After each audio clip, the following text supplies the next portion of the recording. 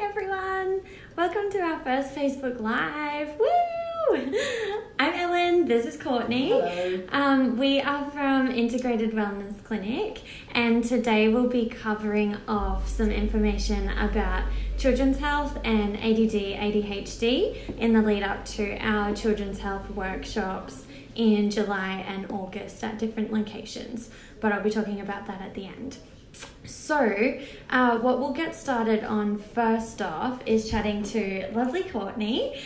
She specialises a lot in children's health, working holistically. So, first off, Courtney, introduce yourself a little bit. Hi. And also, if you can give me a bit of a rundown on, in a nutshell, of how you treat or how you look at a person with ADD, ADHD. Wonderful. Hi everyone, welcome if you've tuned in. My name's Courtney. I'm a naturopath and nutritionist here at the Integrated Wellness Clinic. Been here for a little over a year and been practicing for almost 7. And I've seen a lot of patients and families that come in with children with a diagnosis or not, just the actual concerns. And I guess the most important thing to want to share with you today is how we as naturopaths look at conditions, any condition particularly. We always look at the individual. So we're not particularly interested in a label or a diagnosis. That's great if you have one. We're concerned about getting down to the nuances of that particular person in that room on the day. So we'll always look at the scope of their entire health. We could be looking at their nutrient status, for example. Anyone that's done any research of their own might already know a little bit about the connection we know with their gut health and the digestive system and these kind of mental health conditions that we see. Detoxification and liver and the ability to have a lot of those processes working correctly can all be implicated when we're looking at children and ADD and ADHD presentation as well as adults. So something else that we also like to work on at the clinic and like to tell people too is that even though these are the things that we work with as naturopaths, with things like working on your liver, heavy metals, all of these things, is that we look at the whole person. We never treat two people the same. So I don't think that I've ever given someone the same treatment plan as someone else. Absolutely. So I guess that's the difference. We also have psychologists here at our clinic, so we do like to integrate the psychologist into the treatments as well. So generally we would work alongside of the psychologist with doing all of these things that Courtney just said too. So Courtney, if you were to have someone walk into the clinic today and who were asking about ADD, ADHD, what kind of avenue would you look down first, and what would be, say, the top 3 port of calls that you would go to? Yeah, fantastic. So we would, again, as I mentioned, look at the person. So there might be concerns from a parent about particular symptoms, particular presentations, things like the concentration in school or the behaviour at home. So we're always taking into consideration your goals and your priorities, not just looking at an ADHD box and trying to fit that person into it. So depending on those unique symptoms for that person, an individual, we might start with the nutrient status. We might be talking with your GP. We might be accessing things and tests on the Medicare rebatable scheme where appropriate, so that we have all the information such as their zinc or iron levels. Zinc, for example, is a cofactor in over 300 mechanisms in the body, particularly when we're looking at brain chemicals and conversions of proteins that we eat into brain chemicals. So something as innocuous as a zinc deficiency could be an incredibly important piece of restoring an individual's ability to make brain chemicals like dopamine for their focus and attention. Another individual might be presenting with dietary issues as well as their behavioural or concentration issues. So looking at the gut health might involve stool testing.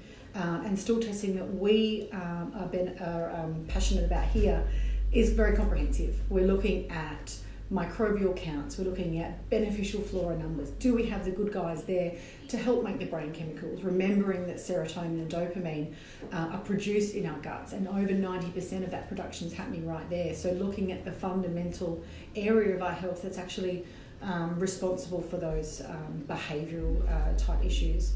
I mentioned detoxification and liver.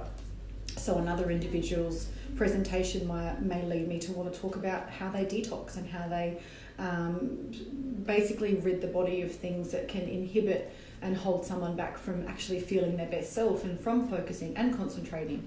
So, the functional tests that we talk about are so relative to the person that's in front of us, and we have an amazing array of those functional tests, as well as those working with GPs, to gather all the information that we need so that person gets the most individualised treatment.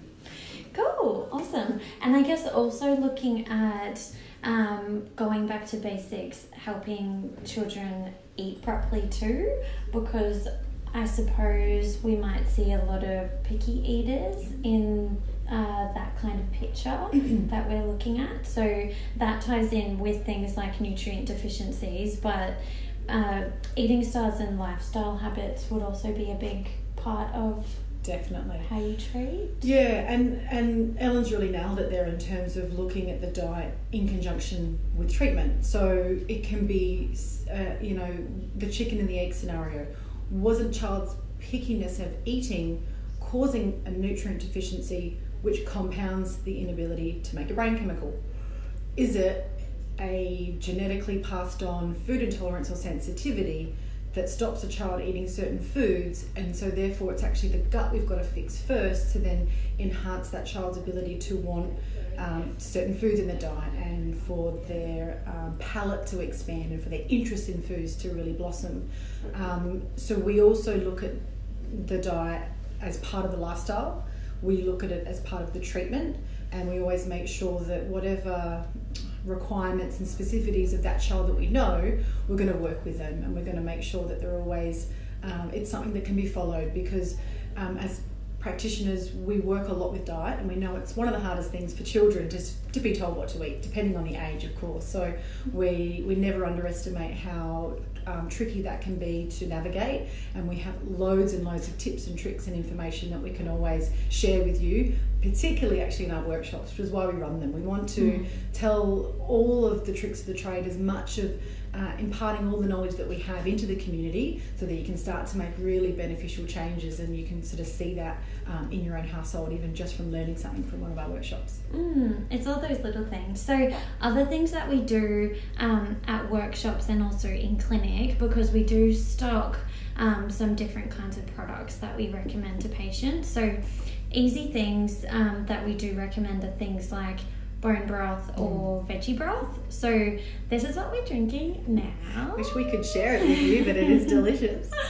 So with things like veggie broth and bone broth, you can use them, you can just drink them like this, or you can use them as stock instead of using little stock cubes or things in Tetra Packs, those kinds of things that are probably full of other nasties that won't agree with kids anyway. So you can hide them in foods, you can use them as bases for soups, so many different things. So these are all of the little things that we try to get people to incorporate, and it can just be really a lot easier when you're trying to help kids get more nutrients without having to make them sit there and eat a bowl of broccoli or something like that. Absolutely. Cool. Well, if you're interested in coming to any of our workshops, we do have a few coming up in July and August around children's health. We're doing a couple of other ones. So Courtney's doing a children's health workshop. I'm doing a hormone workshop in July. So have a look on the link section in the comments, because I'll post all of that below, so you can just click it easily and book your tickets. And we look forward to doing some more of these Facebook Lives, because I feel like they're really helpful for people to just jump on at lunchtime and have a listen to us ramble about different stuff. So we'll be doing different topics each week. And if you have any suggestions for a topic, or you have any questions, we'd love you to pop it in the comments. We're always happy to share as much knowledge as we have with you about the things you want to know about. Yeah, cool. But have a great day. Awesome. See you soon. Bye for now. Bye.